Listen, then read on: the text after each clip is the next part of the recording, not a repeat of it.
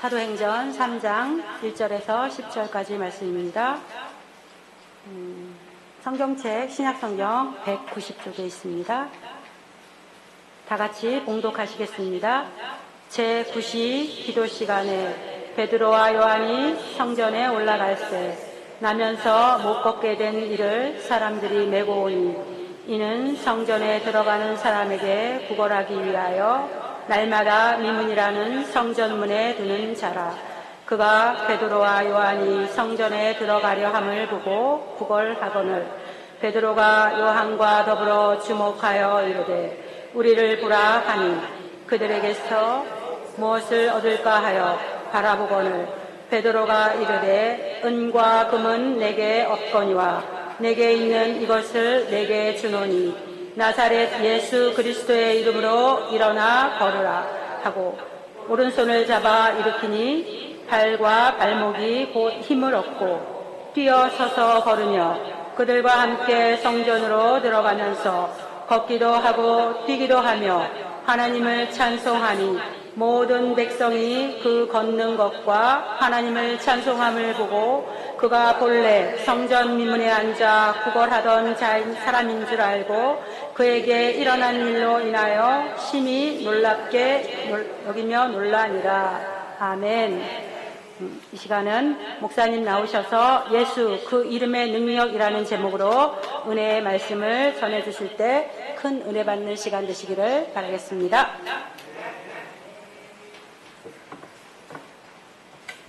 할렐루야. 네, 하나님께서 우리 가운데 함께 하신 줄로 믿습니다. 우리 옆에 분들에게 인사 나눕니다. 예수님의 이름으로 사랑하고 축복합니다.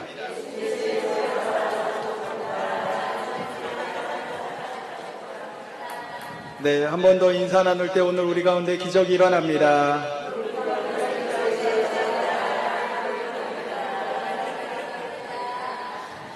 네, 우리가 예수 그리스도 안에 거하면 항상 주님 안에서 복된 역사를 이루며 나아갈 수가 있게 됩니다.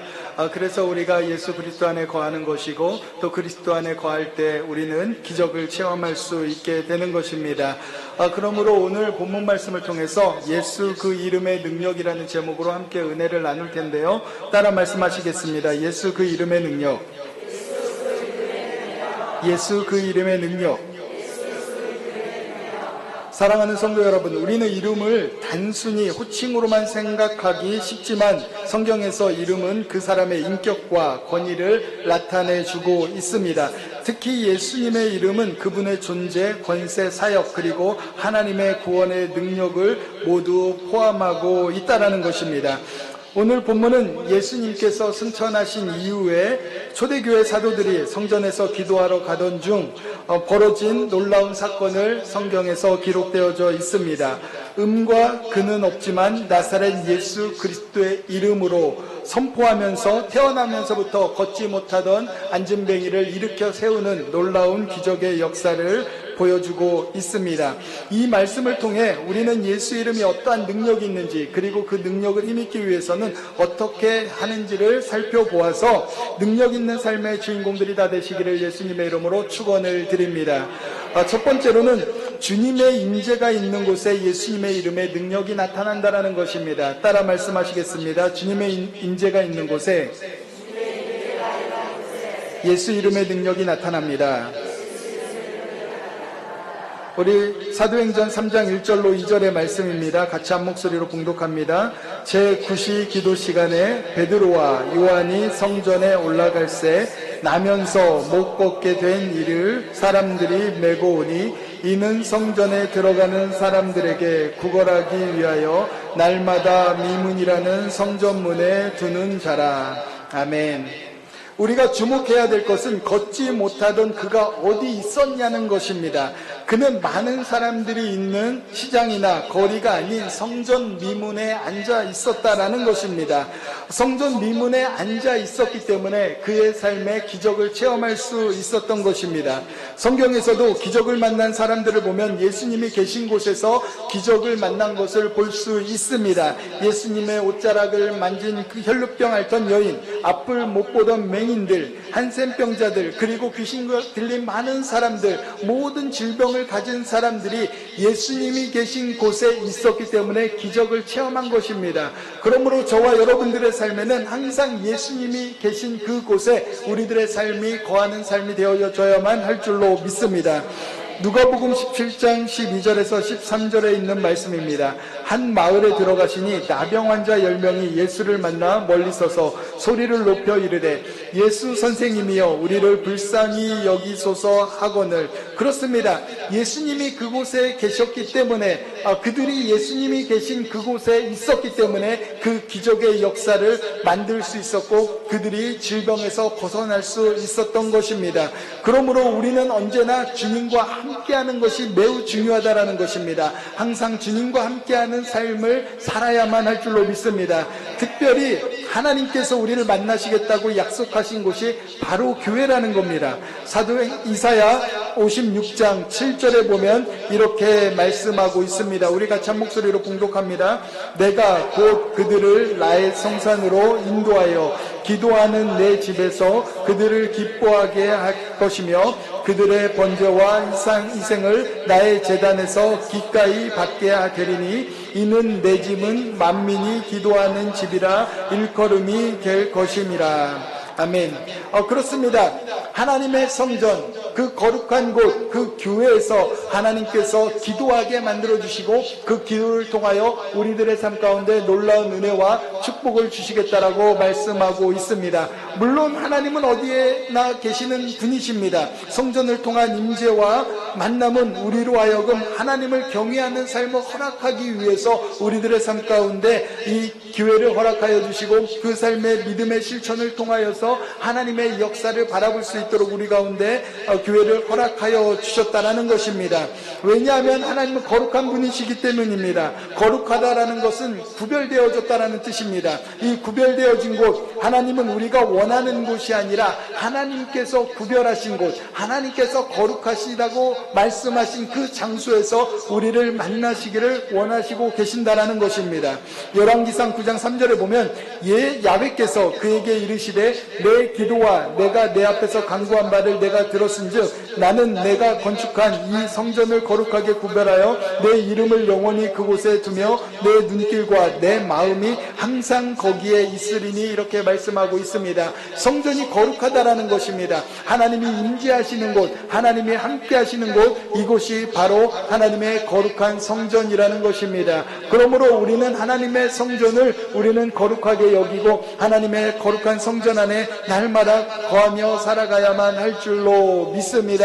하나님의 지성소, 하나님이 거하는 곳, 그것이 얼마나 거룩한 장소냐면 예수님께서 오셔서 그 휘장을 갈라 놓으시기 전까지는 대제사장만 들어갈 수 있는 자리가 그 지성소였다라는 것입니다. 그리고 지성소에 들어갈 때도 대제사장이 그냥 들어가는 것이 아니라 그의 삶의 모든 죄를 다 씻고 정결 예식을 거친 다음에 지성소에 들어갈 수가 있었습니다. 그리고 그 지성소에 그냥 들어가는 것이 아니라 그 허리에 방울을 메고 지성소에 들어갔다라는 것입니다. 왜냐하면 그 삶에 거룩함이 없이 그냥 하나님을 경외하지 않는 삶으로 지성소에 들어가면 그 삶은 그곳에서 죽기 때문입니다. 그래서 많은 제사장들이 밖에서 지성소에 들어간 대제사장의 그 방울 소리가 들리지 않는다면 그 제사장이 죽었구나라고 생각해서 대제사장의 몸에는 끈이 묶여져 있습니다. 그래서 그 지성소에는 아무도 들어갈 수가 없기 때문에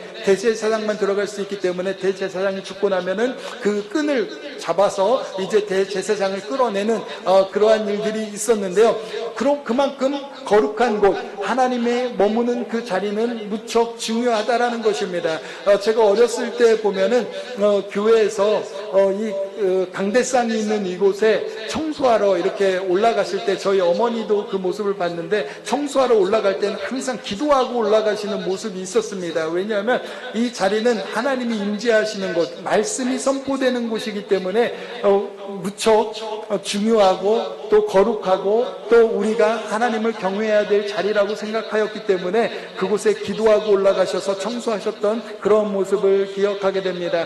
그러나 세월이 흐르면서 우리들의 삶에는 하나님을 경외하기보다는 그냥 교회를 건물이라 생각하는 경우가 많이 있다라는 것입니다. 그러나 우리가 잊지 말아야 될 것은 하나님이 임재하는 곳은 이 거룩한 성전이기에 이 거룩한 성전에 나올 때는 우리가 그래서 들어오자마자 성전에서 기도하는 이유가 그것 아닙니까? 하나님, 나의 삶이 거룩하게 하여 주시고 하나님의 임재가 있는 이곳에서 주님을 만나게 해달라고 우리가 기도하는 것입니다. 그래서 그 하나님을 경외하는 그 삶의 모습이 있을 때 그 삶에 기적이 일어나게 되는 것입니다. 시편 84편 4절에 보면 이렇게 말씀하고 있습니다. 주의 집에 사는 자들은 복이 있나니 그들이 항상 주를 찬송하리이다. 그렇습니다. 하나님이 거하시는 곳, 하나님이 임재하는 곳, 그곳에 사는 자들, 그곳에 예배하는 자들에게는 복이 반드시 있습니다. 예수님은 스스로 자신을 성전이라고 말씀하시면서 성전과 자신의 몸을 동일시 여겨 비유로 말씀하시는 것을 우리는 잘 알고 있습니다. 요한복음 2장 19절에 이렇게 말씀하고 있습니다. 예수께서 대답하여 이르시되 너희가 이 성전을 헐라 내가 사흘 동안에 일으키리라 이렇게 말씀하고 있습니다. 우리가 교회를 사랑하는 것, 그리고 교회를 향한 발걸음은 곧 예수님 안에 거하는 것이고 예수님의 이름의 능력을 이루는 비결이 된다는 것입니다. 그러므로 우리는 주의를 거룩히 여기며 몸된 성전을 향한 믿음의 발걸음이 계속해서 우리들의 삶 가운데 있어야만 할 줄로 믿습니다. 그러므로 이 믿음의 발걸음을 통하여 하나님의 선하시고 하나님의 역사하시는 그 은혜를 체험하시는 삶이 되시기를 예수님의 이름으로 축원을 드립니다. 두 번째로 예수님의 이름에는 구원의 능력이 있다는 것입니다. 따라 말씀하시겠습니다. 예수님의 이름에는 구원의 능력이 있습니다. 사도행전 3장 3절에서 6절 전반부에 있는 말씀입니다. 우리 같이 한 목소리로 봉독하겠습니다. 그가 베드로와 요한이 성전에 들어가려 함을 보고 구걸하거늘 베드로가 요한과 더불어 주목하여 이르되 우리를 보라 하니 그가 그들에게서 무엇을 얻을까 하여 바라보거늘 베드로가 이르되 은과 금은 내게 없거니와 내게 있는 것을 내게 주노니. 아멘. 본문 6절에서 베드로는 내게 있는 이것을 너에게 주겠다 이렇게 말씀하고 있습니다. 베드로가 가진 것은 돈도 아닙니다. 그리고 세상적인 권력도 아닙니다. 그는 오직 한 가지 예수 그리스도의 이름을 가지고 있었다라는 것입니다. 사도행전 4장 12절은 분명히 말씀하고 있습니다. 다른 이로서는 구원을 받을 수가 없나니 천하 사람 중에 구원을 받을 만한 다른 이름을 우리에게 주신 일이 없음이라 이렇게 말씀하고 있습니다. 세상에는 수많은 이름이 있습니다. 우리의 죄를 사하고 영원한 생명을 주는 이름은 오직 예수뿐이라는 것을 저와 여러분들은 반드시 알아야만 할 줄로 믿습니다. 종교활동, 선행, 철학, 우리의 그 어떠한 것도 우리의 영혼을 절대로 구원할 수 없다라는 것입니다.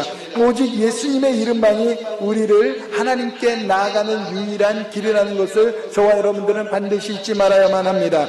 요한복음 14장 6절은 이렇게 말씀하고 있습니다. 요한복음 14장 6절의 말씀을 우리 같이 한 목소리로 봉독하겠습니다.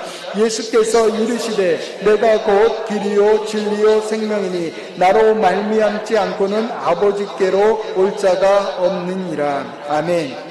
누구나 다 할 수 있는 구원이라면 예수님의 구원은 의미가 없지만 예수님이 이루신 구원은 온 인류가 영원히 죽을 수밖에 없는 죄에서 건지신 예수님의 이름으로만 이룰 수 있는 구원이라는 것입니다. 이 구원이 얼마나 큰지 우리는 손영원 목사님의 삶을 통하여서 우리는 발견할 수가 있게 됩니다. 그는 자신의 두 아들을 죽인 살인자를 자신의 양아들로 받아들인 일이 있었습니다.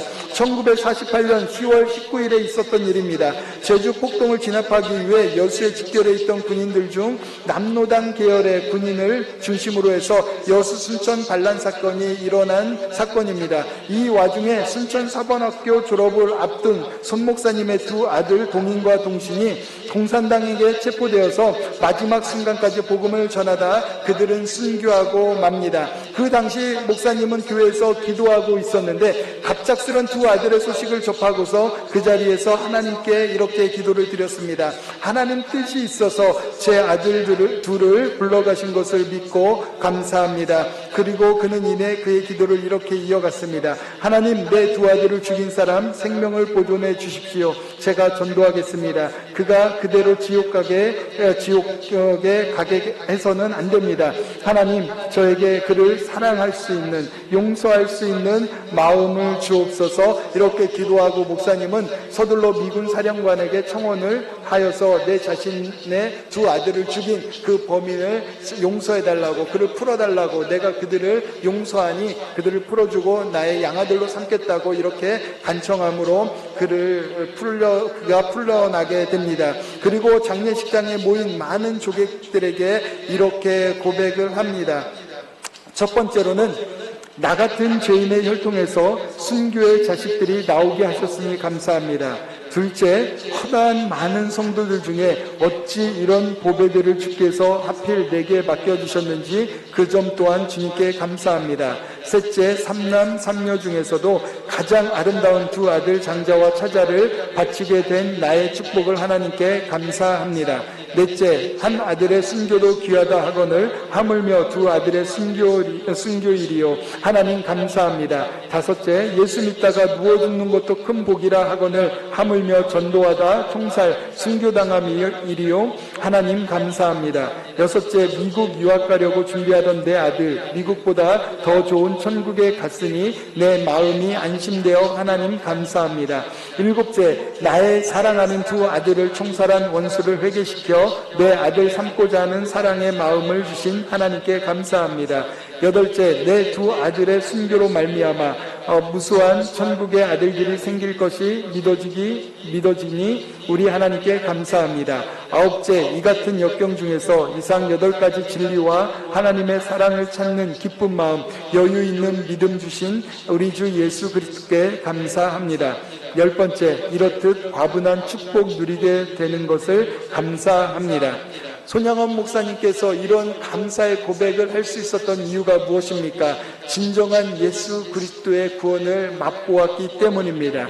그는 하나님의 구원을 체험한 이후에 그의 모든 삶이 감사로 바뀌었다라는 것입니다. 자신의 두 아들을 죽인 그 살인자를 용서하면서까지, 그리고 자신의 두 아들이 죽으면서까지도 순교한 그 상황을 하나님께 감사할 수 있었던 것이 그 구원의 은혜라는 것입니다. 그러므로 우리가 예수 그리스도의 그 구원의 은혜를 받았다면 어떠한 상황에서도 우리는 감사하며 살아갈 수 있는 삶이 될 수가 있는 것입니다. 저와 여러분들이 예수 믿고 살아가는 것, 그리고 예수님을 믿으면서 이 땅에서 살아가면서 하나님의 귀한 삶에 헌신하며 살아가는 것, 그리고 우리들의 가정이 있는 것, 우리들의 교우가 있는 것, 교회가 있는 것, 내 삶이 이렇게 주님 앞에 나올 수 있는 것, 모든 것이 하나님의 은혜고 하나님께 감사할 수 있는 이유가 되는 것입니다. 그러므로 우리가 모든 상황 가운데 어떠한 조건에서도 우리는 감사의 조건을 찾아야만 할 줄로 믿습니다.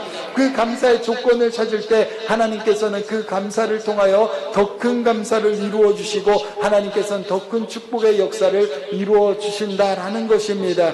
그러므로 저와 여러분들, 우리 손양원 목사님처럼 두 아들이 공산당에게 빼앗기고 순교당한 그러한 아픔이 없다면, 저와 여러분들의 삶에서 원망하고 불평하고 살아간다면 우리는 얼마나 부끄러운 삶이 되겠습니까? 저와 여러분들이 구원의 감격을 얻은 우리들의 삶이라면 우리 또한 작은 삶에서도, 우리의 모든 삶에서도 늘 감사하며 살아가는 우리들의 삶의 모습이 되어져야만 할 줄로 믿습니다. 그렇게 되어지면 그 어디나 하늘나라가 되어지고 기쁨이 있고 생명이 넘치는 그러한 역사의 삶의 주인공이 되어지게 된다는 것입니다. 그러므로 이 구원의 은혜를 늘 우리들의 삶 가운데 짊어짐으로 말미암아 넘치는 감사의 삶을 살아가시기를 예수님의 이름으로 축원을 드립니다.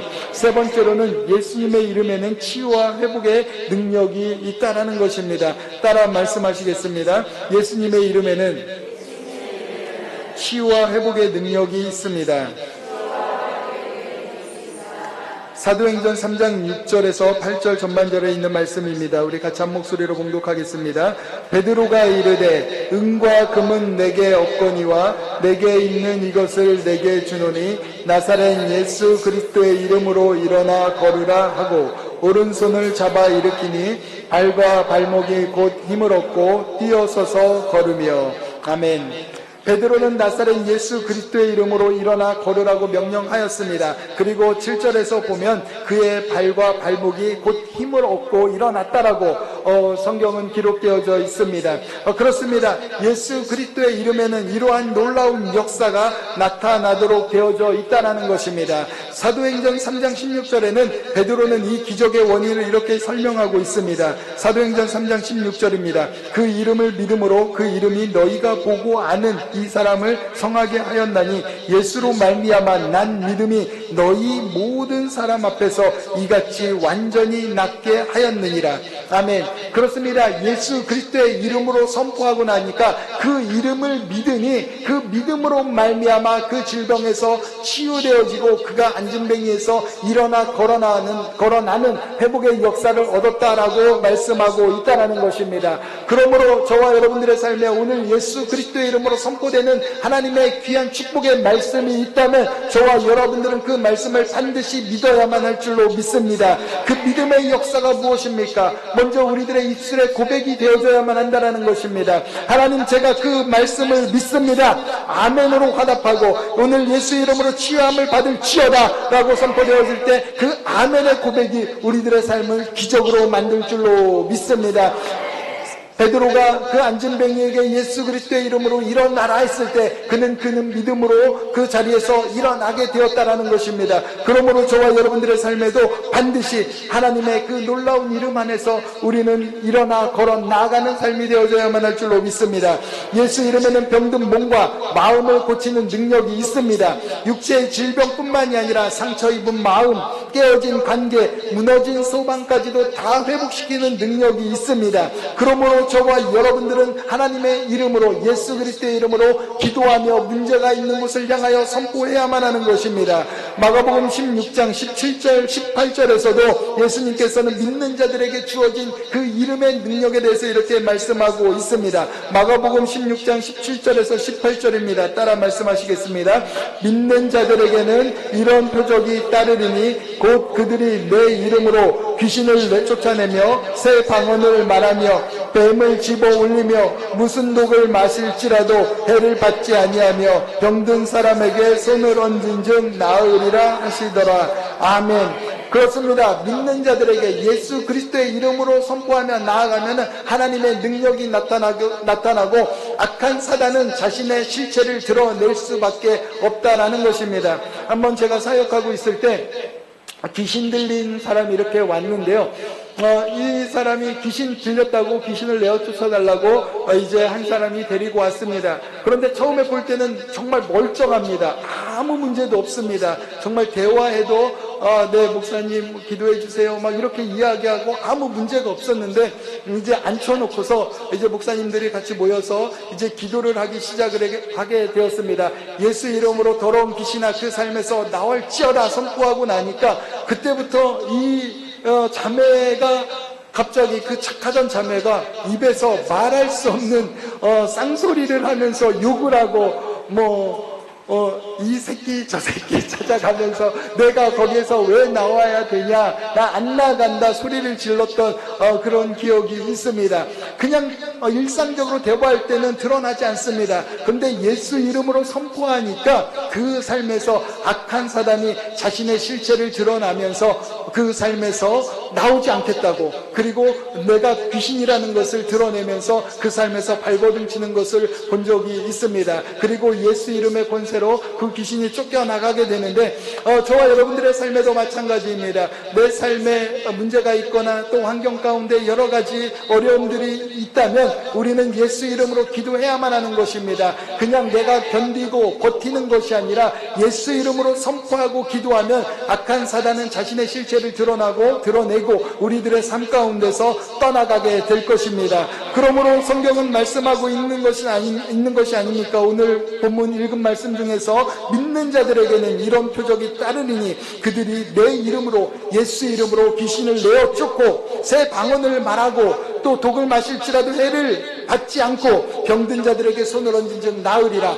그렇습니다. 저와 여러분들은 몸이 아프면 손을 얹고 기도해야만 하는 것입니다. 저와 여러분들의 삶에 문제가 있으면 그 문제를 향하여 예수 이름으로 선포해야만 하는 것입니다. 그렇게 되어지면 하나님의 기적이 일어나게 되어져 있습니다. 예수 이름에는 능력이 있기 때문입니다. 그러므로 저와 여러분들, 특별히 우리 여의도 순복음 원주교회는 항상 예수 이름으로 귀신을 내어쫓고 병든 몸을 향하여 선포하고 문제를 향하여 예수 이름으로 내어쫓는 그러한 삶을 살아가는 우리 교회의 모든 한 분 한 분의 삶이 되시길 예수님의 이름으로 축원을 드립니다. 그러므로 문제와 어려움 앞에서 낙심만 하고 있는 것이 아니라 예수 이름으로 믿음으로 선포하여서 기도할 때 치유와 회복의 역사를 경험하는 삶이 되시길 주님의 이름으로 축원을 드립니다. 오늘도 치유와 회복의 역사가 예수 이름 안에서 반드시 이루어지게 될 것입니다. 오늘도 믿음으로 선포할 때 기적이 일어나게 될 것입니다. 이러한 삶이 되시길 예수님의 이름으로 다시 한번 축원을 드립니다.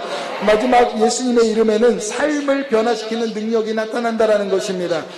따라 말씀하시겠습니다. 예수님의 이름에는 삶을 변화시키는 능력이 있습니다. 사도행전 3장 8절에서 10절의 말씀입니다. 우리 같이 봉독하도록 하겠습니다.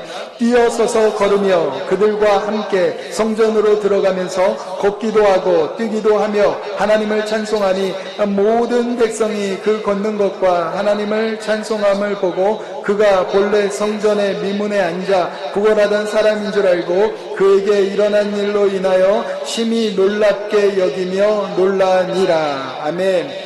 안진뱅이는 나면서부터 성전 미문에 앉아 구걸하는 인생이었습니다. 그는 그 어디에도 갈 수 없었고 많은 사람들이 그를 데려와서 그곳에 앉혀서 평생을 구걸하며 살 수밖에 없는 그의 인생이었고 성전에는 들어갈 수도 없는 그런 삶의 모습이었고 일상생활에도 나아갈 수 없는 그런 인생이었습니다. 그러나 예수님의 이름을 만난 후 그가 예수님의 이름으로 선포함을 받은 후 예수님을 만난 그 이후에는 더 이상 구걸하는 인생이 되지 않았다라는 것입니다. 성경 본문에서 말씀하셨듯이 그는 하나님을 찬양하며 성전 안으로 들어갔다라고 이야기하고 있다라는 것입니다. 그러한 인생이 되었습니다. 우리들의 삶도 마찬가지입니다. 가장 비참한 인생이라고 생각했던 우리들의 인생이 있습니까? 아니면 우리가 나아갈 수 없는 길이 있습니까? 우리가 할 수 없는 영역들이 있다라고 생각하고 있습니까? 그러나 저와 여러분들의 인생에는 예수님의 이름이 있다라는 것입니다. 예수님의 이름이 우리들의 삶 가운데 있으면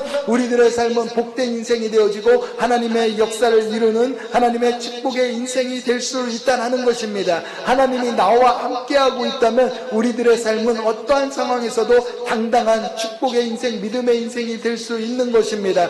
이스라엘 백성이 광야 가운데서 그들이 광야를 통하여서 하나님의 약속의 땅, 그 가나안 땅으로 들어가려고 할 때 12 정탐꾼을 그곳에 보냈습니다. 그리고 12 정탐꾼이 그 땅을, 가나안 땅을 둘러보고 와서 고백하는 장면을 우리는 성경을 통해서 알고 있습니다. 8명의 그 정탐꾼들이 이야기할 때 무엇라고 이야기했습니까? 하나님이 함께함에도 불구하고 자신의 인생에 대해서 우리들의 삶은 그들이 보기에 메뚜기와 같다라고 자신의 삶을 평가절하하는 것을 발견하고 있습니다. 그러나 여호수아와 갈렙만큼은 다르게 평가하고 있지 않습니까? 그렇지 않습니다. 하나님이 우리와 함께하면 그들은 우리의 밥입니다라고 고백하는 것을 우리는 성경을 통해서 알고 있습니다. 그렇습니다. 우리의 삶에 예수 그리스도께서 함께하고 있다면 우리들의 환경은 하나님이 주신 축복의 땅이라는 것입니다. 우리가 염려하고 걱정하고 우리가 나아가지 못하는 것이 아니라 우리가 믿음으로 나아가면 하나님께서 역사하시고 하나님께서 기적을 베풀어 주시고 하나님께서 놀라운 은혜의 일들을 이루어 주신다라는 것입니다. 그러므로 하나님의 사람들은 할 수 없다, 안 된다라고 이야기하는 것이 아니라 예수 그리스도 안에서 나는 할 수 있습니다라는 믿음으로 나아가는 하나님의 기적을 체험할 수